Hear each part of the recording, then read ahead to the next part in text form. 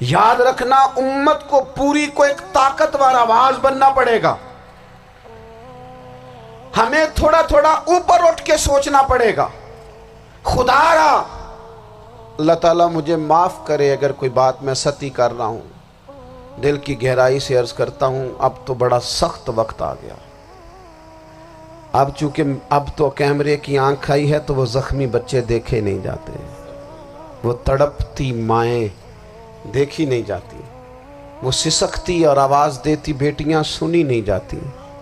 وہ آوازیں ایسی ہیں جیسے وہ رات کے سناٹوں میں چیخیں بن کے لوگوں کو جگایا کریں گی. خدا را کچھ جرم ایسے ہوتے ہیں جن کی سزائیں بڑی سخت ہوتی ہیں, جن کی معافی بڑی مشکل سے ہوتی ہے. اپنے اندر جذبہ ایمانی پیدا کریں. وہ میرے دوستو بستر پر بھی تو لوگ ماری جایا کرتے ہیں نا. اپنی زندگی رسول اللہ صلی اللہ علیہ وسلم کے دین کے نام کرو.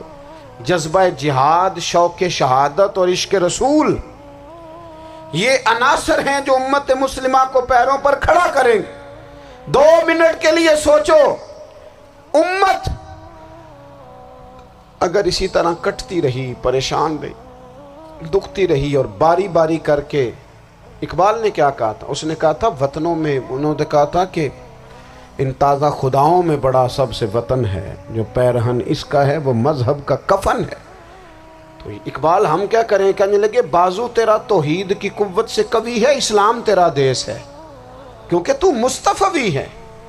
تو بحیثیت مسلمان سوچنا شروع کر, بحیثیت مسلمان, اور یوں تو سید بھی ہو, مرزا بھی ہو, افغان بھی ہو, تم سبھی کچھ ہو, بتاؤ کہ مسلمان بھی ہو.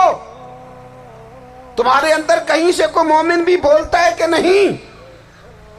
علاقائی تعصبات اور ملکی سرحدوں میں قید ہو جانے والوں, تم ایک نبی کی امت ہو. کیوں نہیں سمجھتے جب کشمیر کی بیٹی روتی ہے تو مدینے والے محبوب پاک علیہ السلام کی امت کی بیٹی روتی ہے, جب فلسطین کی بیٹی روتی ہے تو امت کی بیٹیاں روتی. خدا را کچھ درد دل اپنی طبیعت میں پیدا کریں. میں حکمرانوں کی بات نہیں کرتا, میں تو عام لوگوں سے ایسے تبصرے سنتا ہوں جو نہیں کرنے چاہیے. وہ نہیں جی نہیں, دوسرا رخ بھی دیکھو, عام آدمی اٹھ کے, عام لوگ بھی یہ خطرناک سوچیں اور ان سے خوفناک نتائج برآمد ہوں گے. اس نے کہا, روم کے بادشاہ نے, بندہ ضائع کرنے والا نہیں, وزیر نے کہا بادشاہ سے, اس نے کہا کیا کریں, کچھ ایسا کریں کہ یہ معاذ اللہ ہمارے دین میں آ جائے. اور قرآن مجید نے واضح کہہ دیا ہے کہ یہودی اور عیسائی تم سے راضی نہیں ہو سکتے حتی تتبع ملتہم, جب تک کہ تم ان کے دین کی پیروی نہ کرو. ان کو کسی طریقے سے معاذ اللہ عیسائی بنایا جائے. تو بادشاہ کہنے لگا 2-3 چیزیں ہیں جس سے کوئی بندہ بھی خریدا جا سکتا ہے, کر لیتے ہیں بات. اس نے سب سے پہلے حضرت عبداللہ ابن حذافہ سے کہا کہ جتنے پیسے آپ کہیں گے آپ کو ملیں گے, آپ اس دین میں آ جائیں معاذ اللہ. تو حضرت عبداللہ ابن حذافہ نا, کچھ لوگ بڑے سیانے ہوتے ہیں, بردبار ہوتے ہیں, بعض باتوں پر غصہ نہیں کرتے, ہنستے ہیں. حضرت عبداللہ ابن حذافہ ہنس پڑے, فرمانے لگے تجھے کس نے بادشاہ بنایا, تو بڑا بیوقوف آدمی ہے. اس نے کہا کیا مطلب؟ فرمانے لگے نادان, میں تو تلوار لے کے میدان میں آیا ہوں, مجھے دولت کمانی ہوتی میں تجارت کرتا, میں تجارت نہیں کر رہا, میں تو شہادت کے لیے نکلا ہوا ہوں, اور تو مجھے کہہ رہا ہے پیسے لے لے, کو عقل کی بات کر. اس نے دوسری بات کی, اس نے کہا کہ میں بادشاہ ہوں, میرے نیچے جتنے بھی عہدے ہیں, وزیر, مشیر, وزیر خزانہ, جو آپ عہدہ کہیں گے آپ کو دے دیا جائے گا, آپ اس طرف آ جائیں. تو حضرت عبداللہ ابن حذافہ کہنے لگے پھر کہتا ہوں تو بڑا نادان ہے. فرمانے لگے میں حضور کا صحابی ہوں, اور صحابی ہونے سے بڑا عہدہ دنیا میں ہے ہی کوئی نہیں. صحابہ وہ صحابہ جن کی ہر صبح عید ہوتی تھی, خدا کا قرب حاصل تھا, نبی کی دید ہوتی تھی. کہا تو مجھے لالچ دے رہا ہے. اب انہوں نے ایک نئی چال چلی. وزیر کہنے لگا کہ میں ایک اور طرح سے معاذ اللہ کوشش کرتا ہوں پگھلا دینے کی. آپ اندر کمرے میں قید تھے تو وہاں ایک خاتون کو بنا سنوار کر بھیج دیا گیا. دوستو یاد رکھنا تگڑا اور مضبوط جوان پتہ کون ہوتا ہے؟ جس کی نظریں پوری طرح اس کے کنٹرول میں ہوں. یہ علامت جوانی ہے.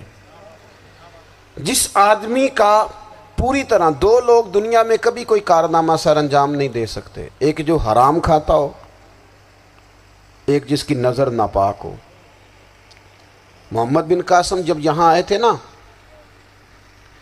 تو ایک دن بڑے پریشان تھے، تو ایک بزرگ کہنے لگے آپ کیوں پریشان ہیں؟ کہنے لگے راجہ دہر سے مقابلہ ہے اور ہماری فوج تو سندھ کے رستے بھی نہیں جانتی، زبان بھی نہیں جانتی، لڑیں گے کیسے؟ 2-4 دن کے بعد ان بزرگوں کی دوبارہ محمد بن قاسم سے ملاقات ہوئی تو بڑے خوش تھے. کہا اب آپ کیوں خوش ہیں؟ کہنے لگے وہ میرا مقابلہ نہیں کر سکتا، میں نے تحقیق کر لی ہے. کہا کیوں؟ کہنے لگے نظر کا گندہ ہے، اور جو نظر کے گندے ہوتے ہیں وہ میدانوں میں ٹھہرا نہیں کرتے. میدان کے لیے نکلنے کے لیے پاک جوانی کی ضرورت ہوتی، تطہیر مزاج ہونا ضروری ہوتا ہے، پاکیزہ افکار اور سچی اور سچی ستھری سوچوں کا ہونا ضروری ہوتا ہے. اس لیے فرمایا کہ میرا مقابلہ نہیں کر سکتا. حضرت عبداللہ ابن حذافہ کمرے میں تھے تو وزیر کی بیٹی اندر سجی سنوری پہنچ گئی. جیسے ہی آپ نے اس کفر کی چال کو دیکھا تو تیمم کر کے نفل شروع کیے. وہ ساری رات بیٹھی رہی، رب کا بندہ ساری رات عبادت کرتا رہا. عبادت بڑا سہارا ہے، مصلی بڑا سہارا ہے اللہ کے بندوں. صبح دروازہ کھولا، وزیر نے اپنی بچی سے پوچھنا چاہتا تھا رزلٹ کیا نکلا، تو وہ کہنے لگی پیچھے ہٹ جا، اب تیرا میرا تعلق کوئی نہیں، میں نے نبی پاک کا کلمہ پڑھ لیا.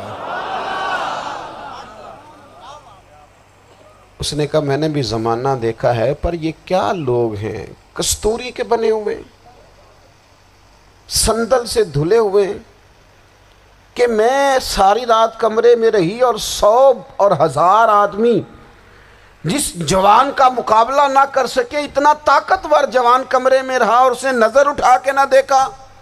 او کچا رنگ للاری والا جڑا چڑھدا تے لیندا رہندا ہے، اے عشق تیرے دا رنگ محمد چڑھیا پھر نہیں لیندا. میں کہا ایک دفعہ نظر اٹھا کے نہیں دیکھا، کمال ہو گئی. اتنے بڑے لوگ، اتنی بڑی سعادت مندی، فیروز بختی، معاملہ فہمی حد ہو گئی. اللہ اکبر. دوستو بادشاہ جب پوری طرح ہار گیا نا، اس نے کہا مار دو. تیل گرم کیا ایک کڑاہی میں، اور جب آپ کو اس میں ڈالنے لگے تو آپ کی آنکھوں میں آنسو آ گئے. بادشاہ کا خیال ہوا شاید نرم ہو گئے ہیں. کہنے لگا روئے کیوں؟ فرمانے لگے سوچتا ہوں جان ہی ایک ہے، کتنا مزہ ہے اس کی راہ میں جان دینے کا، کتنی لذت ہے اس کے نام پر مرنے میں، کتنا لطف ہے. جے تو چڑھیا اتے دار بھی نہیں، تے جے تو وکیا عشق بازار بھی نہیں، تے ایڈا سستا سودا پیار بھی نہیں، تے ایڈا سستا لبدا یار بھی نہیں. کئی جنگل گانے پیندے نہیں، کئی دوزخ لنگنے پیندے نہیں، جے وہ اس ملوں بھی مل جاوے ایدوں سستا ہور بپار بھی نہیں. تے کچھ سمجھ نہ آوے لوکانوں وہ کادے نال شہید کرے، ڈٹھی یار دے ہاتھ تلوار بھی نہیں، پر او دا خالی جاندہ وار بھی نہیں. کہنے لگے ایک جان ہے نا، تو دل کرتا ہے ہزاروں ہوتی تو ایک ایک کر کے محبوب کے نام پہ قربان کرتا، جب میرے پاس ہے ہی ایک، کروں کیا؟ حضرت عبداللہ ابن حذافہ رضی اللہ تعالیٰ عنہ جب روئے اور بادشاہ نے یہ بات سنی تو بادشاہ اٹھ کے کھڑا ہو گیا، سارے وزیروں مشیروں کو کہنے لگا تم نے کہا تھا نا بندہ ضائع کرنے والا نہیں، یہ بھی ضائع کرنے والا نہیں. کہنے لگا میرا ماتھا چومو، تم جیسے لوگوں کو قتل نہیں کرنا چاہیے، آزاد کرنا چاہیے.